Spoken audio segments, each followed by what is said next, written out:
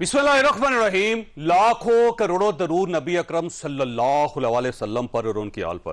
कल बदकिस्मती से हमारे शो में एक इंतहाई अफसोसनाक वाकया पेश आया और मैं ज़ाती तौर पर उस पर शर्मिंदा भी हूँ। और मेरा ख्याल ये है कि शायद ये सोसाइटी को रिफ्लेक्ट भी कर रहा है कि सोसाइटी के अंदर पोलराइजेशन क्या है, लोगों के अंदर मुकालमा किस तरह ख़त्म हो चुका है और सोसाइटी किस नहज पे आगे बढ़ रही है। मैं बाकी वजाहत तो यकीनन करूंगा, लेकिन उससे पहले मैं चाहता हूं कि आप एक क्लिप देख लीजिए। ये वो क्लिप है जो इस वक्त वायरल हो चुका है और हमारी पूरी कोशिश थी कि कौम इसे ना देखे, लेकिन बहरहाल बदकिस्मती से अब ये हर शख्स की स्क्रीन पे मौजूद है। तो मैं ये चाहता हूं कि अपनी पोजीशन, अदारे की पोजीशन और अपने मेहमानों की पोजीशन और जो सोसाइटी के अंदर हो रहा है उसकी पोजीशन आपके सामने क्लियर कर दी जाए। तो सबसे पहले आप ये क्लिप मुलाहिजा कर लीजिए। बूटों को चाटते चाटते यहाँ तक पहुंचा इमरान खान, दूसरों को भाषण दे रहे हैं भागने के। बूट इतना बड़ा बूट चाट है सारी उम्र किया है इमरान खान का नस्ली है। इमरान खान का नस्ली है, ये बूट चाट है। ये इमरान खान, उससे बड़ा तो बूट चाट इस मुल्क में है ही कोई नहीं। जनरल मुशर्रफ से शुरू करके जितने जूते उसने चाटे हैं उसका तो कोई मुझे बताने को मिलता है तो ना मिले। खानदानी बूट चाट है। नहीं यार, वो खानदानी हरामखोर भी है, खानदानी यहूदी है, यहूदी औलाद है, तुम्हारा बाप है, तुम्हारा बाप है। पकड़ो यार इसको, एक मिनट पकड़ो यार, पकड़ो यार, नहीं पकड़ो पकड़ो, नहीं छोड़ दो छोड़ दो छोड़ दो छोड़ दो यार, इधर आओ इधर आओ, अंदर आओ अंदर आओ, छोड़ छोड़ छोड़ छोड़ छोड़ छोड़ ओए छोड़ छोड़ छोड़ यार, छोड़ छोड़ छोड़ छोड़ दे यार, छोड़ छोड़ ओए छोड़ छोड़, बस बस बस बस यार, बस बस बस बस बस यार, अफनान अफनान अफनान नहीं यार, नहीं छोड़ छोड़, इनको एक बार लेके जा, नहीं यार अफनान नहीं, अफनान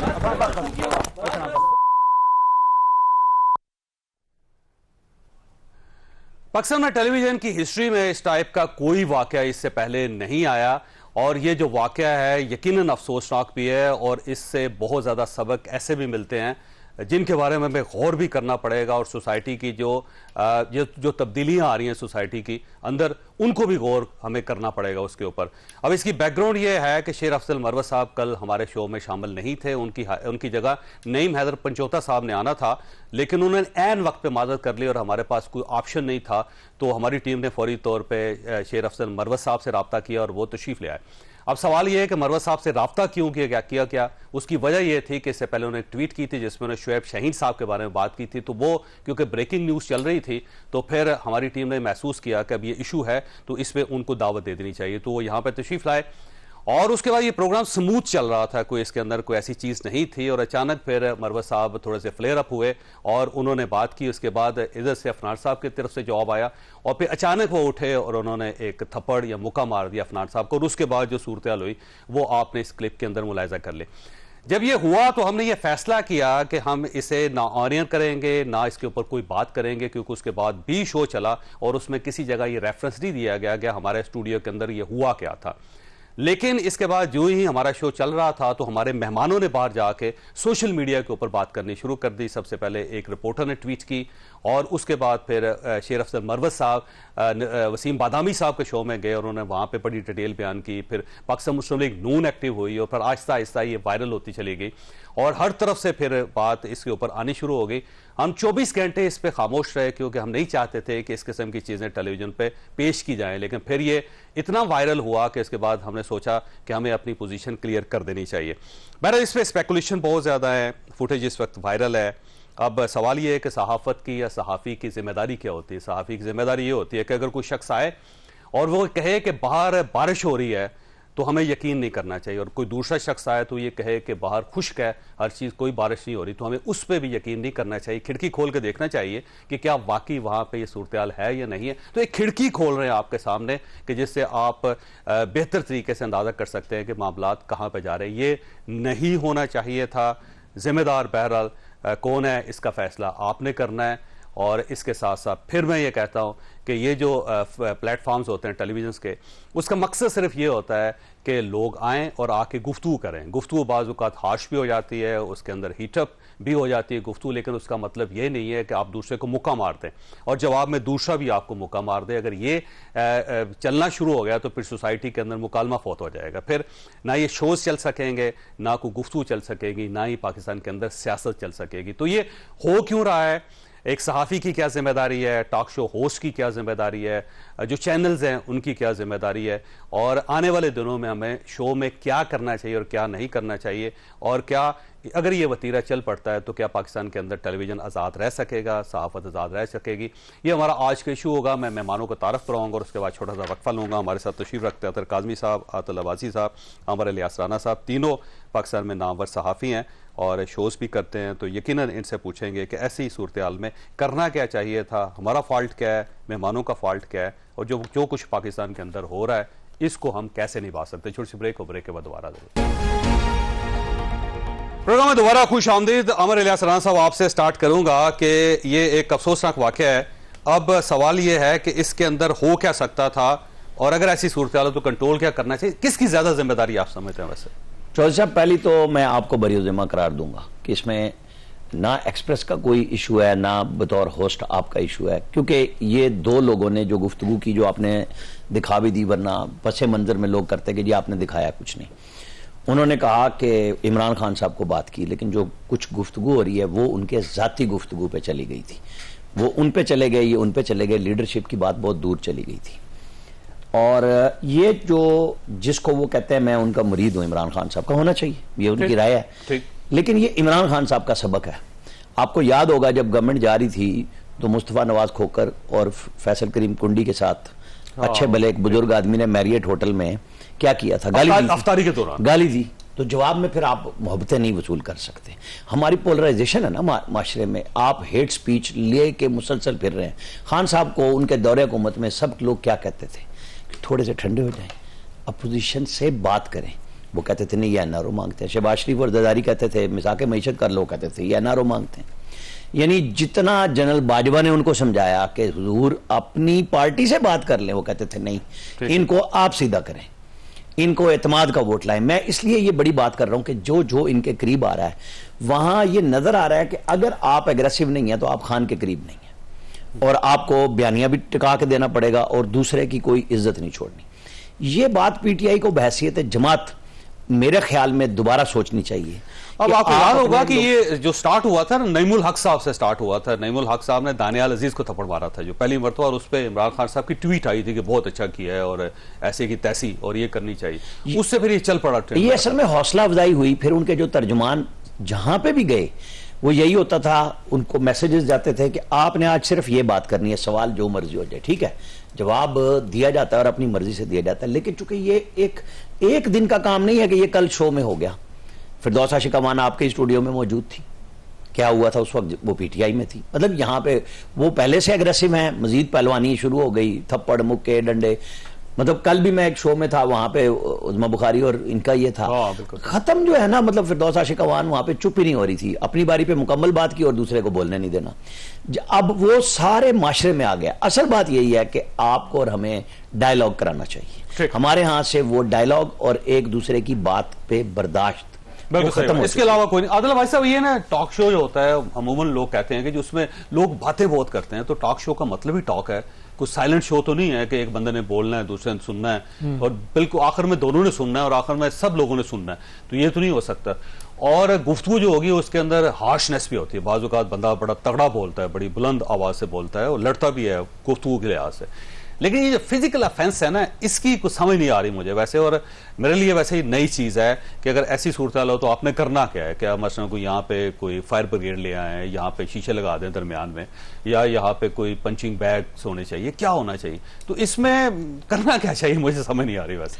अच्छा, ऑनेस्टली स्पीकिंग, ये जो सिचुएशन जिससे आप गुजरे हैं उससे तो कोई भी एंकर होता तो शायद फौरी तौर पर उसके लिए मुमकिन नहीं होता कि इस सिचुएशन को डिफ्यूज कर सके। हम ये जरूर कर सकते हैं कि हम अपनी अगली दफा सिलेक्शन ऑफ गेस्ट इस तरह की रखें कि जिसके अंदर हमें अंदाजा हो कि अगर कोई बंदा इस रिकॉर्ड का है, शॉर्ट टेम्पर्ड है, जो टॉक शो में हाथ उठा चुका है या उठा सकता है, जिसका पता हो कि वो मार धाड़ पे बिलीव करते हैं जो लोग, सो हमें चाहिए कि हम उनको अवॉइड करें अपने प्रोग्राम में। शेर अफजल साहब जो है जज रहे हैं, एक दूसरा वो डीजी रहे हैं हाउसिंग अथॉरिटी में, और तीसरा ये है कि उन्होंने एलएनएम किया हुआ। जी, ये कानूनदानों, एक कानूनदान होने के नाते उनकी सारे टेस्टों में पूरे उतरते हैं कि उनकी ये जिम्मेदारी बनती थी। अभी भी मैं अपने प्रोग्राम में भी यही बात करके आया कि वो कानूनदान होने के नाते उनका ज्यादा फर्ज था, यानी एक आम शहरी की बनिस्बत, क्योंकि उन्हें कानून दूसरों से बेहतर पता है कि अगर आप किसी को अब्यूज करेंगे तो कौन सी आप पे क्लॉज लगेगी, और अगर आप किसी पर हाथ उठाएंगे तो क्या होगा, और अगर आप किसी को जख्मी कर देंगे तो क्या होगा।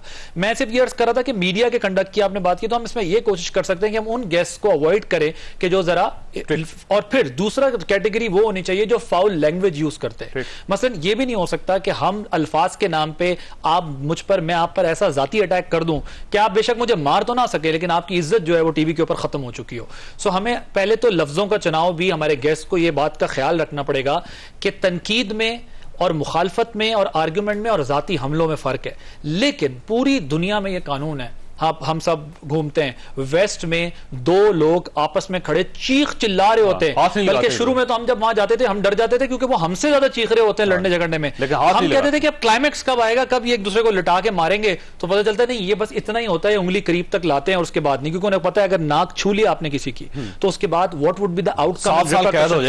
7 साल अंदर। मसला ये है कि हमारे यहाँ आप किसी भी किस्म का जुर्म करके बच सकते हैं, तो ये तो बड़ी छोटी सी बात है कि आप किसी को थप्पड़ मार दें, धक्का दे दें या वो कर दें।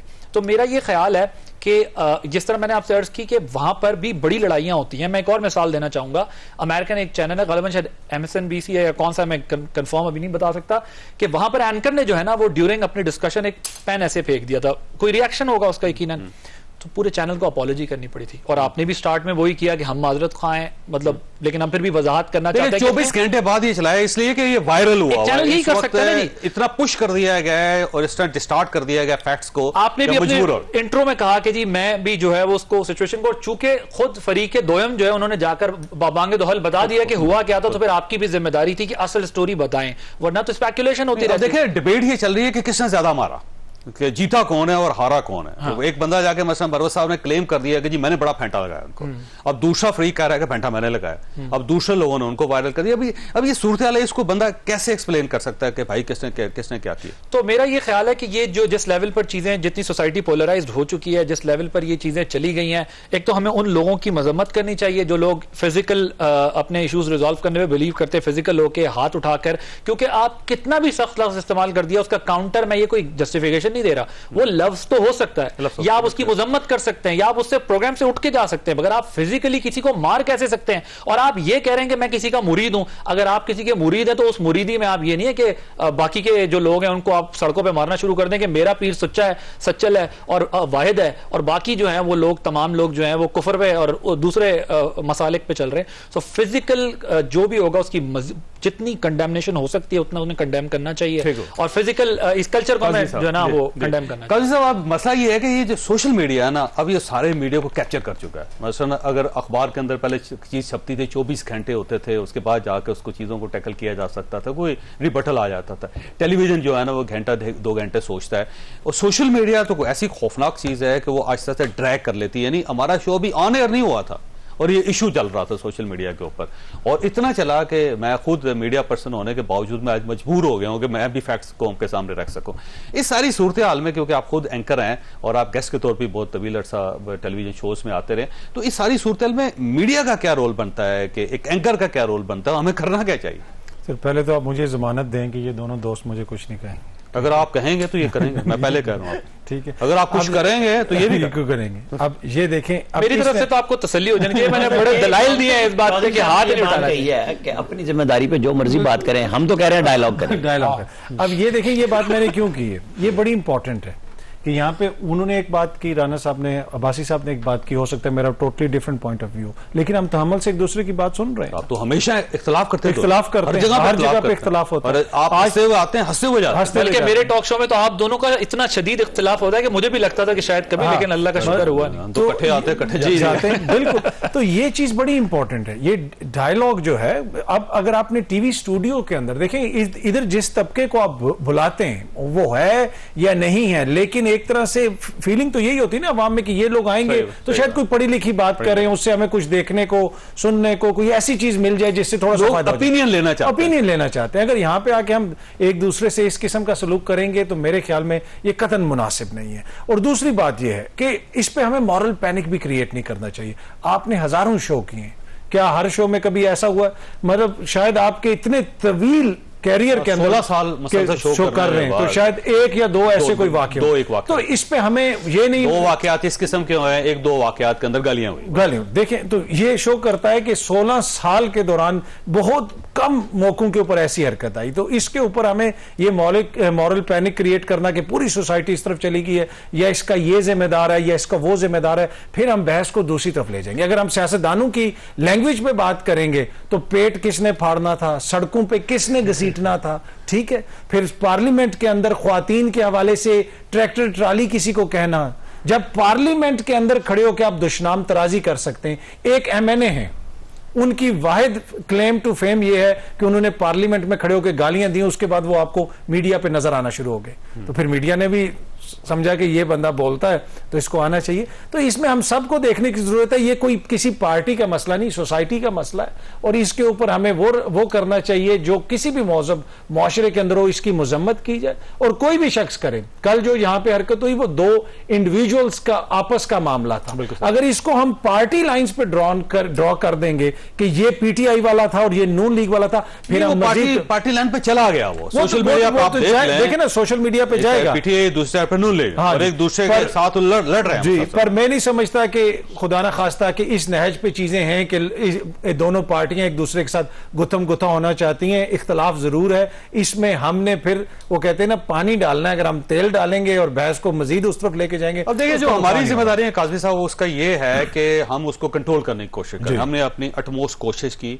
छुड़वाया, क्योंकि अगर थोड़ी सी भी देर हो जाती तो ज्यादा नुकसान हो सकता था, क्योंकि अंदर जो सूरत हाल थी वो खासी खौफनाक थी। मैं ऑनेस्टली आपको कह रहा हूं, एक तो एतराज मेरे ऊपर ये किया जाता है जी मैं दौड़ के छुड़ाया क्यों नहीं, भाई वो तारें लगी हुई हैं, जो भी स्टूडियो को समझता है उसको ये चीज पता है। मैं उठना चाहता हूँ तो एक बंदा आएगा जो तारें खोलेगा और उसके बाद उठेंगे सारा, और फिर जब उठा तो ये तार फंस गई टांगों में, और यहां से या तो ये कुर्सी घसीट के चला जाता या टांगे। आपके हवाले से सर मैं भी एक बात करना चाहता हूं, मैं आपके शो में ये सारे जो हमारे कैमरामैन है ना, ये फौरन दौड़ के पहुंचे वहां से, फिर हमारे पैनल के लोग वहां पे पहुंचे, और वहां पे सूरत हाल ये थी कि मरवत साहब नीचे थे और वो अफनान साहब ऊपर चढ़े हुए थे, उन्होंने घुटना उनके सीने पर रखा हुआ था और वो उनको फेंटा लगा रहे थे, मैं मार रहे थे, मैं मादर चाहता हूँ। और उस वक्त जिस तरह हमने घसीट के निकाला इनको, आप अंदाजा नहीं कर सकते यहाँ पे। मैं इसमें एक बात तो बताऊंगा कि जो ही ये वाकया सोशल मीडिया पे रिपोर्ट हुआ और फौरन रिपोर्ट हो गया, मैंने भी आपकी टीम को कॉल की और उन्होंने मुझे कहा कि ये जावेद चौधरी साहब का और हमारा ये फैसला है कि इसके ऊपर हम कोई बात नहीं करेंगे, कोई तफसीलात शेयर नहीं करेंगे, और इस चीज का मैं यहाँ पे गवाही दे सकता हूँ, मुझे ये बताया गया कि कोई चीज हम शेयर नहीं करेंगे। और दूसरा, आपके प्रोग्राम्स में मैं हमेशा आता हूं, आपसे बहुत इख्तलाफ होता है, आज तक कभी होना चाहिए ना, कभी कोई ऐसा खुदा ना खास्ता कि कोई बदमजगी हुई हो तो अगर एंकर का ऐसा रवैया नहीं है और मेहमान ऐसा कर रहे हैं तो फिर उसकी जिम्मेदारी एंकर पे तो नहीं आ सकती। अब मैंने ब्रेक लेनी है, लेकिन ये याद रखिएगा कि दुनिया की सबसे बड़ी ताकत जो है कायनात की, वो अल्लाह ताला। ब्रेक से पहले बता दूं कि शेर अब्दुल मरवत साहब का बयान कोट हो रहा है कि आज मैंने जावेद चौधरी साहब से गुफ्तगू की है और वो मैंने रिकॉर्ड किया है और मैं इतवार को उसके ऊपर प्रेस कॉन्फ्रेंस करूंगा। अब आप देख लेंगे क्या बात हुई है, थी बस नहीं थी। उन्होंने वही काम मेरे साथ भी किया है जो उन्होंने कल प्रोग्राम में किया था, लेकिन मैं उनको कहता रहा कि मरवत साहब कोई इशू नहीं, आप मुझे बताएं कि मैंने करना क्या है और इशू आपका क्या है, नाराजगी किस बात पे सारी। तो बहरहाल क्या फर्क पड़ता है जी, वो उसका छोटी सी ब्रेक को ब्रेक के बाद दोबारा प्रोग्राम में दोबारा खुश आमदीद ख्वासा। देखें, इस पूरी कायनात के अंदर अल्लाह ताला से बड़ी कोई हस्ती नहीं है, सबसे बड़ी हस्ती है, पूरी कायनात उन्होंने बनाई है और हम सबको अल्लाह ताला ने बनाया है, लेकिन आधी से ज्यादा दुनिया उस खुदा को भी नहीं मानती, वो अथीस्ट है। तो जब खुदा के साथ आपका इख्तलाफ हो सकता है, नाउस बिल्लाह नाउस बिल्लाह नाउस बिल्लाह, तो फिर इंसान के इंसान से इख्तलाफ क्यों नहीं होगा, इंसानों से लड़ेंगे, लेकिन इसका मतलब ये नहीं है कि आप जिस्मानी तौर पर भी लड़ेंगे और आप उसे जिंदगी और मौत का किस्सा बना लेंगे, जिंदगी और मौत का मसला बना लेंगे, ये नहीं होता। टॉक शोज में होता क्या, मैं आपको बताऊं कि टॉक शोज होते क्या। टॉक शोज बेसिकली उसका नाम ही टॉक है और शो है, कि एक ऐसा शो है जिसके अंदर गुफ्तगू होगी, और गुफ्तगू एक टाइप की नहीं हो सकती, उसके अंदर इख्तलाफ राय होता है। ये नहीं हो सकता कि मैं भी ये कह रहा हूं, ये भी वही कह रहे हैं, वो भी वही कह रहे हैं, वो भी वही कह रहे हैं, तो इसके बाद फिर टॉक शो क्या होगा, इख्तलाफ तो होगा उसके अंदर। और ये जानबूझ के जो शो क्रिएट किया जाता है उसका मकसद ये होता है कि एक साइड से आर्गूमेंट हो, फिर दूसरी साइड से आर्गूमेंट हो। ये नहीं हो सकता कि दोनों एक ही पार्टी के और एक ही आर्गूमेंट दे रहे हो, तो फिर शो खत्म हो जाएगा। उसमें कोई ऐसी फिल्म आप मुझे बता दें कि जिसके अंदर सिर्फ हीरो ही हीरो, उसके अंदर विलन भी होगा, और कोई ऐसी फिल्म बता दें जिसके अंदर सिर्फ विलन ही विलन हो, जाहिर है उसके अंदर हीरो भी होगा। तो एक दोनों पावर्स होंगी और तब उसके साथ डायलॉग चलेगा। लेकिन इशू उस वक्त आता है जब आप इख्तलाफ को, यानी ज़बानी इख्तलाफ को या नजरियाती इख्तलाफ को ज़ाती इख्तलाफ बना देते हैं और दुश्मनी में कन्वर्ट कर देते हैं, जो जाहिर है बहुत खौफनाक चीज़ है। और इस ट्रेंड का पाकिस्तान के अंदर इसको रोकना जरूरी है और इसको निकालना बहुत जरूरी है सोसाइटी से। अगर ये नहीं निकलता तो अल्टीमेटली ये जंग जो यहां हमारे स्टूडियो के अंदर हुई, ये गली गली के अंदर होनी शुरू हो जाएगी और फिर जाहिर है सोसाइटी पे नहीं चल सकेंगे। दूसरा, कल का जो इशू था उसके अंदर हमारे अपने कुछ जाती नुकसान हुए, सेट टूट गया, सेट हमें दोबारा बनाना पड़ेगा, यहाँ पे माइक्स टूट गए हैं वो दोबारा बनाना पड़ेगा, हमारे कैमरों को नुकसान हुआ है, हमारे पीसीआर के अंदर फॉल्ट आ गया। तो ये बहुत सारी चीजें हैं जिसके ज़ाहिर हम खुद विक्टिम है। और अब इसके ऊपर जो एतराज किए जा रहे हैं वो सोशल मीडिया के अंदर बड़े हैरान कौन है कि जैसे हमें सबको पता था कि अगर ऐसा वाकया हो जाए तो हमने करना क्या। भाई एक अचानक वाकया हुआ है, उसके बाद अब सोच रहे हैं कि आइंदा इस टाइप का कोई वाकया हुआ तो हमने उसको कैसे रोकना है। तो अब अगली स्ट्रैटेजी तो बाद में बनाई जाएगी। अमर इलियास राना साहब ये फरमाइएगा सर, ये वैसे ये वायरस आया कहां से सारी सोसाइटी के अंदर और इसको रोका कैसे जा सकता है? चूंकि आपने अल्लाह ताला से बात शुरू की तो शैतान को छूट भी दी है ना अल्लाह ने, और लोगों को बताया है कि ये शैतान है, ये रहमान है, ये अच्छाई है, ये बुराई है, मैं रब्बुल आलमीन हूं। और नबी करीम सल्लल्लाहु अलैहि वसल्लम जिनकी पैदाइश की रात भी आ रही है तो वो रहमतुल लिल आलमीन बने। और ये मतलब जब हमारा ईमान अल्लाह ताला के साथ है और हम मुसलमान हैं, वो तो फिर एक मिनट में सब कुछ कर सकते हैं। लेकिन उन्होंने क्यों अच्छाई और बुराई को दुनिया बनाई और बताया कि चलो अब ये अच्छाई है, ये बुराई है, ये रास्ता है, ये वो इम्तिहान है जिसके सवाल के जवाब आपको देने हैं, सवाल बता दिए गए हैं, कोई चीज छुपी नहीं हुई है। लेकिन हमारा माशरा जहां हम ये कहते हैं कि दूसरे के झूठे खुदा को भी बुरा ना कहो कि वो आपके सच्चे खुदा को बुरा कहेगा, टॉलरेंस इस चीज का नाम है। लेकिन हम नहीं मानते, हम कहते हैं नहीं, हमने नाम नबी करीम सल्लल्लाहु अलैहि वसल्लम का लेना है और अमल उनके बिल्कुल उलट करना है। ये हमारे माशरे में आ गया है। हम जो लोग हमारी तालीमात को लेके सोशल वेलफेयर स्टेट्स चला रहे हैं, हम उनके ऊपर फतवे सारे लगा देते हैं, जगह जगह हमारे उलमा कराम खड़े हो जाते हैं, फिरकावारियत फैलाते हैं। ये वही बात है कि इस माशरे में डायलॉग के फ़रोग़ की ज़रूरत है, और वो बड़े पैमाने से लेके छोटे पैमाने तक, स्कूल से लेके बड़े तक, क्योंकि हेट स्पीच ने असल मसला पैदा किया, रवादारी माशरे से ख़त्म हो चुकी है। हम एक दूसरे, मतलब मैं ये चाहूँगा कि जो बात मैं करूँ खाम खा काज़मी साहब उसको ज़रूर माने और ज़रूर माने। अगर जब ये नहीं मानेंगे और मैं इनको ये जब ना दूं तो फिर मैं गाली दूं या थप्पड़ मारूं। मतलब ये जाती है ना कि मैं अपनी राय तो देने का रखूं और अतर आदमी साहब से कहूंगा ये क्यों इससे इख्तिलाफ करते हैं, ये गलत बिल्कुल सही बात। हमें इसी चीज को बहैसियत मीडिया, स्टेट के तौर पे, हर जगह पे इस टॉलरेंस को वापस लाना है, क्योंकि ये हमारे माशरे से खत्म होती जा रही है। जो बात आपने गली मोहल्ले की बात की वो है, इस वक्त हो रही है। कभी पहले ना लोग जुबानी गाली खानदानों के अंदर फूट है जी, मतलब वो पूरी तकसीम है, दोनों भाई लड़ रहे हैं आपस में, ये वो बात है बेटा लड़ रहा है, बेटा वाला सबक सिखा दे हमें सबको कि नहीं, ये बातचीत है, आपको हक है कि आप किसी को इख्तिलाफ करें, दूसरे को भी तो राय देने का हक है ना।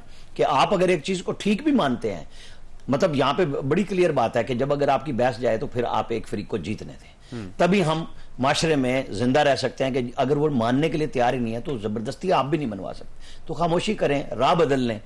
ये नहीं है कि जी नहीं मैंने जवाब आज मनवा के जाना, ये नहीं हो सकता। ठीक, अब आदिल भाई साहब इसमें ना देखें, जो एक पॉलिटिकल डायलॉग है वो तो ज़ाहिर सोसाइटी की जान होती है, और अगर पॉलिटिकल डायलॉग नहीं होगा तो सोसाइटी नहीं चल सकेगी। सोसाइटी चलती डायलॉग से है कि आप बात करते हैं, दूसरा बात करता है, आप दलील देते हैं, दूसरा दलील देता है। इवन अदालतों के अंदर यही होता है कि एक मुजरिम है, उसने जुर्म किया या नहीं किया, दो वकील उसके ऊपर बहस करते हैं और फिर अल्टीमेटली जो वकील कन्विंस कर लेता है अदालत को, उसके मुताबिक अदालत फैसला कर लेती है। अब ये टॉक शो को आप अदालत समझ लें, एक अवामी अदालत समझ लें जिसके अंदर रोज गुफ्तगू होती है सियासी, या फिर आप इसको माशरती अदालत समझ लें जिसके अंदर रोज मुकदमा एक दर्ज होता है, रोज वकील दलाइल देते हैं, तो उसके बाद लोग अपना ओपिनियन बना लेते हैं।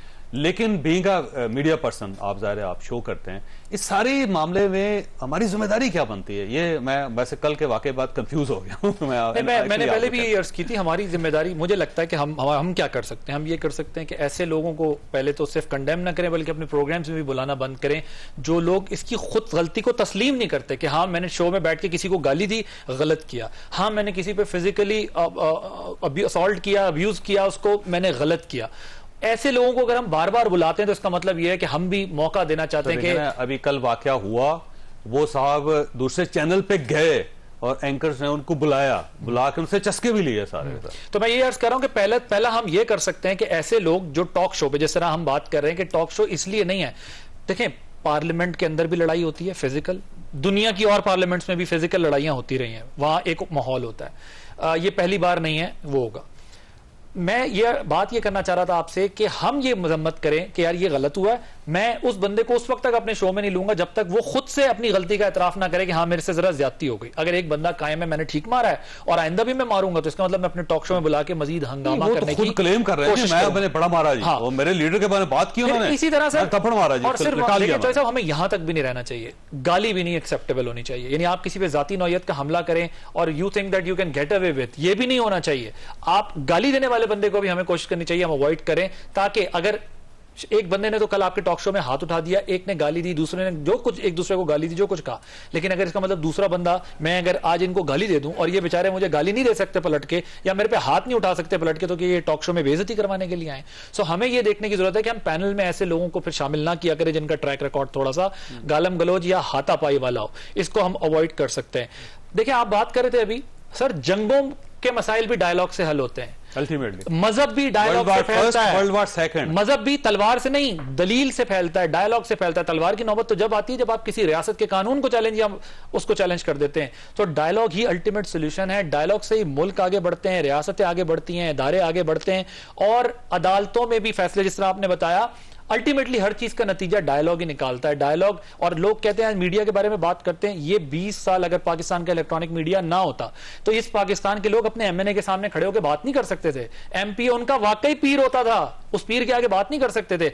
हमारे सहाफियों ने शहादतें कबूल की, हमारे सहाफियों ने हुकूमतों के जबर कबूल किए, हमारे सहाफियों ने बेरोजगारी कबूल की, हमारे सहाफियों ने क्या कुछ जलावतनी भी कबूल की, जब जाकर यहां पर हमने डायलॉग का ये माहौल बनाया। आज सोशल मीडिया आ गया, बेलगाम है, आप जिसको दिल चाहे गाली दे दें, जो दिल चाहे कुछ कह दें, ना पैमरा पूछ सकता ना रियासत पूछ पा रही उनसे, कहीं से बैठ के आप गाली देते। तो ऐसा नहीं है कि मीडिया ने कोई अच्छा काम नहीं किया या हम अच्छा काम करते नहीं आ रहे।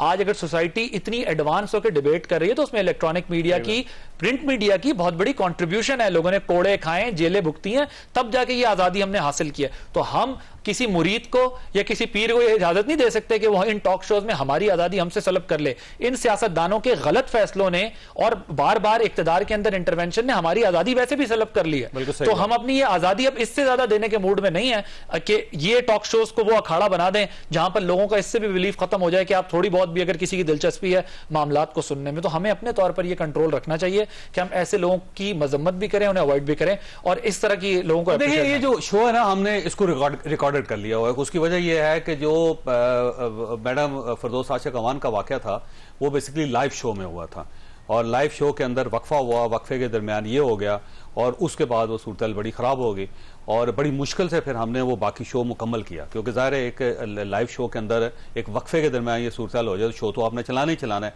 और यहाँ पे इतनी खौफनाक सूरत हाल है कि एक बंदा इधर बैठा हुआ है, एक दूसरा उस साइड पे बैठा हुआ है, तो दोनों ने तलवारें पकड़ी हुई हैं, तो बड़ी मुश्किल से हमने शो मुकम्मल किया। और उसके बाद ये फैसला किया कि मैं जो शो है वो एज लाइव किया करूँगा, 9 से लेकर 10 बजे तक रिकॉर्ड करके, ताकि इस किस्म की चीज़ें ना हो सके दोबारा। कल हुआ, हमने शो के अंदर रिफ्लेक्शन नहीं आने दी उसके किसी तरह, और शो मुकम्मल करके चला दिए। लेकिन उसके बाद जो सूरत वो बड़ी दिलचस्प थी, वो निकला। और फिर मुझे अपने वैसे जर्नलिस्ट दोस्तों पे भी एतराज़ है काज़मी साहब कि हर शख्स ने यहाँ पे फ़ोन किया, जर्नलिस्ट कम्युनिटी ने, उन्होंने कहा बहुत अफसोसनाक वाक़या हुआ, लेकिन जीता कौन है, और साथ कहा कि फुटेज कहाँ से मिल सकती है। तो ये जो चीज़ थी 24 घंटे मत मार देगी हमारे कि फुटेज दो, तस्वीरें दो, बताओ किसने क्या किया। और फिर जब हम लोगों ने नहीं दिया जैसे आपने फरमाया, तो उन्होंने खुद ही एक कहानी घड़ के तो पूरे वीलॉग्स हो गए उसके ऊपर, फिर उसके ऊपर बड़े बड़े तबसरे हो गए, और वो ऐसा लग रहा है जैसे जंग हो रही है सोशल मीडिया की। तो इसका मतलब तो एक फंडामेंटल फ्लॉ है ना इस सारे प्रोसेस में, कि हम लोग भी ये चाहते हैं कि अगर एक कोई वाकया हो ही गया तो उसको पूरे तरीके से एक्सप्लॉइट किया जाए। तो हमें अपनी अकाउंटेबिलिटी भी करने की जरूरत है कि हम इस किस्म के वाकयात की मजम्मत करें, ना कि चस्के लें। ठीक, मैंने ब्रेक लेनी काज़मी साहब, लेकिन ये जर्नलिस्टों की क्या जिम्मेदारी बनती है कि इस टाइप का अगर कोई वाकया हो जाए तो भाई उसको फैलाओ नहीं, उसको कंट्रोल करो। आप इतनी अगर स्पेकुलेशंस कर दोगे तो उसके बाद अल्टीमेटली फिर जाहिर है फिर तो ये सारी चीजें निकलती चली जाएंगी। छोटी ब्रेक के बाद दोबारा प्रोग्राम में दोबारा खुश आऊंगी। काज़मी साहब, ये जो हम जर्नलिस्ट हैं ये इतने चस्के क्यों लेते हैं, और चीजों के इस टाइप की चीजों को फैलाने का ये जो ठेका उठाया हुआ है ना हर शख्स ने, उसका क्या तदारक हो सकता है? देखिए, जर्नलिस्ट इसी सोसाइटी का हिस्सा है। ये नहीं है कि जर्नलिस्ट को यूगोस्लाविया से आए, जो सोसाइटी में हो रहा है उसी की रिफ्लेक्शन आप स्क्रीन पे देखते हैं, और जो स्क्रीन पे हो रहा है उसकी रिफ्लेक्शन आप सोसाइटी में देखते हैं। जिस तरह की बिगिट्री है, एक दूसरे के खिलाफ जेनोफोबिया है कि आप दूसरे की बात बर्दाश्त नहीं कर सकते। मुझे बहुत मुतअद्दिद मौकों के ऊपर, यकीन कीजिए कि मुझे दोस्तों, जर्नलिस्ट दोस्तों ने फोन करके बताया कि जनाब फलाने जर्नलिस्ट ने आपको टैग करके आपके हवाले से ये ट्वीट की।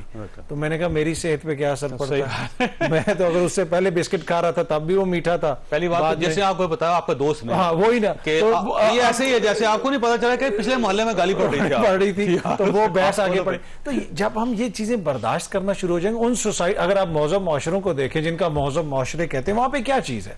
वो बर्दाश्त है। हर तरह के लोग आपको वहां पे मिलेंगे, हर रंग और नस्ल के लोग आपको मिलेंगे। अब कुछ दिन पहले यहाँ पे जड़ावाला का जो वाकया पेश आया, ये हमारी सोसाइटी के हवाले से क्या बता? बिल्कुल सही बात, ठीक है, हम जाती इशू था लोगों का, जाती इशू था, और बात कहां तक पहुंच गई।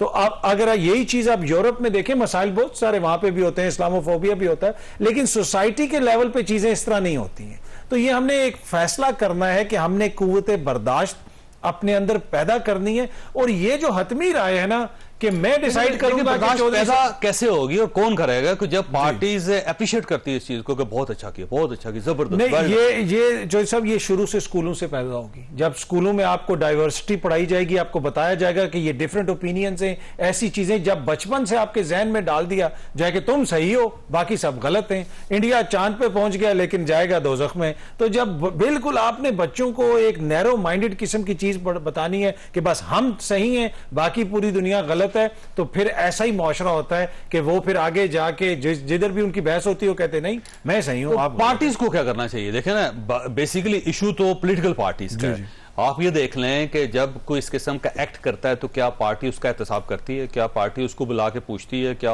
उसको वो नोटिस जारी करती है? और क्या पार्टी उसकी माफी, उस पर माफी मांगती है नहीं मांगती? अगर पार्टी माफी नहीं मांग रही, अगर उसको नोटिस नहीं दिया जा रहा, अगर उसको अप्रिशिएट किया जा रहा, तो फिर ये कैसे बर्दाश्त आएगी? नहीं, ये पार्टी देखें, पार्टी इस तरह नहीं कर सकती टू बी ऑनेस्ट। जिस तरह शेख रोहेल असगर साहब ने गालियां दी पार्लियामेंट में और शामी साहब के प्रोग्राम में आके कहा ये पंजाब का कल्चर है। अब पार्टी किस तरह वो कहे कि अब देखिए पार्टी पीपल्स पार्टी मुख्तलिफ है वैसे, मैं पाकिस्तान पीपल्स पार्टी का कोई शख्स इस किस्म की गलती करे, पार्टी बाकायदा उसको रगड़ा लगा के उसको कहते जाके माफी मांगते हैं, वो माफी मांगती है, पार्टी माफी मांगती है। ठीक है, बिल्कुल पार्टीज के अंदर कल्चर हो सकता है, लेकिन मैं अगेन ये कहूंगा कि ओवरऑल सोसाइटी का कल्चर है और ओवरऑल जो हम सोसाइटी में देख रहे हैं उसी की रिफ्लेक्शन हमें नजर आ रही है। लेकिन हैविंग सेड दैट, इस एक वाक्य के ऊपर हमें मॉरल पैनिक नहीं क्रिएट करना चाहिए। अल्लाह रहम करे, आज हम सारे बैठे हैं, अपना अपना मौके दे रहे हैं, बाकी जगहों पे भी प्रोग्राम्स हो रहे हैं। देखिए मैं ना वैसे जर्नलिस्ट हूँ, 30 साल से जर्नलिस्ट हूँ, अल्लाह ने चलो करम किया, रहम किया उसने, और मुझे इस प्रोफेशन में लेके, और मैं बड़ा प्राउड हूँ। आज एक वाकया मैं भी बताऊंगा, और इस 30 सालों में ज़ाहिर थोड़े से वाकयात हुए, लेकिन मैं ऑनेस्टली आपके सामने एतराफ़ करता हूँ कि मैं खौफजदा हो गया। मेरे लिए ये सूरत बिल्कुल नहीं है कि ऐसा भी हो सकता है। तो इसका मतलब ये हुआ कि जब भी आप शो करेंगे तो पहले आप इमाम सामद बने यहाँ पे, और उसके बाद लंबी सांस लें आप, फिर आप दाएं बाएं चीज़ देखें कोई ऐसी है तो नहीं है, फिर आप ये देखें कि शीशा तो नहीं तोड़ के बंदा मार सकता किसी को, और या फिर यहाँ पे कोई रबड़ के चीज़ें रखते हैं ताकि अगर ऐसी सूरत हाल हो तो मेहमान के दरमियान रख दिया जाए, या फिर यहाँ पे कोई बुलेट प्रूफ ग्लासेस दरमियान में लगा दिए। एक अजीब सा खौफ है मेरे अंदर जो आज से आज तक पहले नहीं था, लेकिन अब मुझे ऐसा नहीं होना चाहिए। कुछ भी हो सकता है, ये बड़ा अफसोसनाक है, to be honest it's a very serious thing. ऐसा नहीं होना चाहिए। साहब जो बात कर रहे थे तो मिसाल दी उन्होंने, मर्जी है उनकी कि वो इंडिया चांद पे चला गया और हम उनको कह रहे हैं दोज़ख पे जाएगा। इंडिया ने नहीं दोज़ख में जाना, गैर मुस्लिम ने जाना, ये हमारा ईमान है। पर हम इसको नहीं, मैं मिसाल के तौर पर भी मैं अपनी समझता हूँ। और पंजाब का कल्चर सिर्फ शेख रोहेल असगर था या शहबाज गिल भी था? शहबाज गिल पार्लियामेंट में था? नहीं, वो आप पार्टी की नुमाइंदगी की बात कर रहे हैं, पार्लियामेंट में कोई सही chief of protocol Shahbaz Gill ने मां बहन की पार्लियामेंट में हुए विफाक और सूबे में वजारत के दर्जे दिए गए, और वो कहते थे बेवा को रंडी कहते हैं, ये पंजाब का कल्चर है। और फिर जब उन पे आई तो फिर वो क्या कर रहे थे? अल्लाह ताला किसी पे न लाए, क्योंकि बड़े बोल नहीं बोलने चाहिए। टॉलरेंस अपनी जगह पे है। क्यों मैं बात आजकल वो अमेरिका में बैठ के बहुत ज्यादा चीजें बताते हैं, फिर वो दोबारा वो मुल्क कैसे होना चाहिए, लीडर कैसे होना ठीक ठाक, मतलब वो मैं पीरजादा साहब को बड़ी अच्छी तरह जानता हूँ, यहाँ पे भी इस दफ्तर में भी रहे हैं। वो 2014 के धरने में क्या कर रहे थे मुझे उसका भी पता है। मतलब सबके अपने अपने कैरेक्टर्स हैं, वो क्या रोल प्ले कर रहे थे। मतलब ये सबको अमेरिका में जाके आती है आजादी सहाफत। और वो जो इस्लामाबाद हाईकोर्ट के बाहर खड़े होकर कह रहे थे कि हमें तो गलत बताया गया, उन्होंने माना ना कि नवाज शरीफ के खिलाफ हमें भरा गया और हम बोलते रहे, ये सहाफी हैं। इस तरह के लोग हैं जो उठाई गिरे कभी किसी सर्विस में होते हैं और फिर जर्नलिस्ट बन जाते हैं। ये भी तो बड़ा मसला है ना। यहां पे जो घुसा है आके बैठ गया कि जी मैं जर्नलिस्ट हूं, मैं विलागर हूं, मैं फलाना हूं, वो अपनी फैक्ट साइड वो जो कोई बनाई थी उन्होंने, उसको पैसे कौन देता रहा, उस पर क्या मतलब। ये हमारे यहां मसला ये बन गया है कि हमने बुत बना दिए हैं कि नो जी इसकी बात नहीं करनी, उसकी बात नहीं करनी।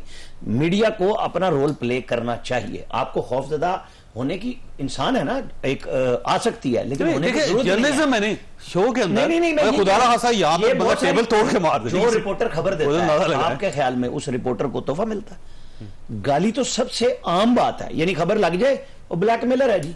यानी एक खबर छाप दिया आपने, आप अपनी इन्वेस्टिगेशन की ऐसी तैसी करा लेते हैं क्योंकि दूसरे ने तो इल्जाम ही ये लगाना है। लेकिन हमें अपना काम तो करना है। ये नहीं हो सकता कि कोई धमकी लगाएगा और हम अपना काम छोड़ देंगे, ये नहीं हो सकता। मीडिया को तो आगे जाना है। हाँ, ये हो सकता है कि आपकी एंकर्स की एसोसिएशन है, डायरेक्टर्स की एसोसिएशन है, वहां पे इस मसले को जाना चाहिए कि जो शख्स किसी टॉक शो के नतीजे में किसी को भी धमकी लगाता है तो उसके खिलाफ उसी हिसाब किताब में जवाब एक इज्तिमाई तौर पर जाना चाहिए। वो समाजी बाइकाट भी हो सकता है, वो अदालत के अंदर मुश्तरका तौर पर, जो साफी सब करते भी हैं, जाते भी हैं एक दूसरे के साथ।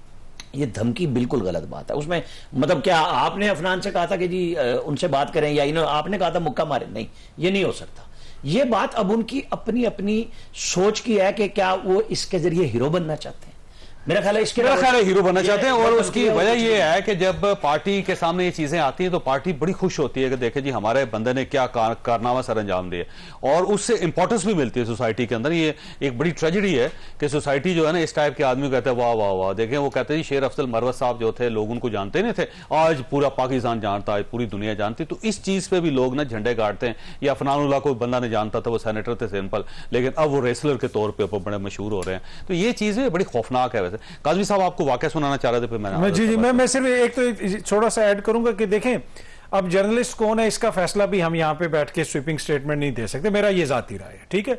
अब ये जर्नलिज्म के इदारे जो चला रहे हैं, इनमें से जो मालकान है, इनका जर्नलिज्म से कितनों का ताल्लुक है, कोई इसका मालिक है तो कोई उसका मालिक है, तो फिर तो ये सारे इदारे बंद कर देने चाहिए, ठीक है कि नहीं। तो ये तो इसी तरह है कि कोई भी शख्स किसी वक्त भी अपना प्रोफेशन चेंज करके कुछ भी बन सकता है। अच्छा जर्नलिस्ट है या बुरा जर्नलिस्ट है, उसका फैसला तो आपकी ऑडियंस करती है। बाकी आपने कहा कि 30 साल से आप सहाफत कर रहे हैं। मैंने जमाने तालिब इल्मी में, कॉलेज के जमाने में 1997 में जावेद चौधरी साहब को 0 पॉइंट पढ़ के खत लिखा था, उसका जवाब मुझे आज तक इन्होंने नहीं दिया। ये मुझे जो है ईमेल पे चली गई, आप अभी 1997 में खत लिखा वो आपने जब कहा ना मैं 30 साल से जर्नलिज्म कर रहा हूं तो मुझे वो याद आ गया। और ये मैंने बड़े अरसे से मैं चौधरी साहब को हमेशा गिला करता हूं। तो मैं आप दोबारा जवाब लिख देता हूं भाई, आप खत लिख दें, मैं जवाब लिख देता हूं। ये बहस तो हमारे मुल्क में है, हमारे मुल्क में तकरीबन इदारों में भी और हर इदारे में ही आपको ये चीजें दिखती हैं कि आप किस फील्ड से हैं, आ जाते हैं, सब कुछ होता है, ये पार्ट ऑफ की। बट मैं एक चीज जरूर आमिर इलियास राना साहब की बात को सेकंड करूंगा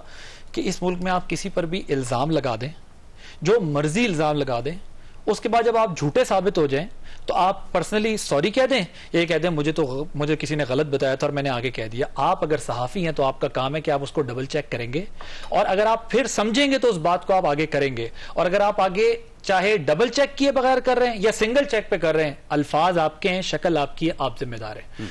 एक बात। दूसरी चीज ये है कि मैं क्योंकि पर्सनल जवाब किसी बात का नहीं देना चाहता, ये टॉक शो है, हम एक जनरलाइज करके बात कर रहे हैं।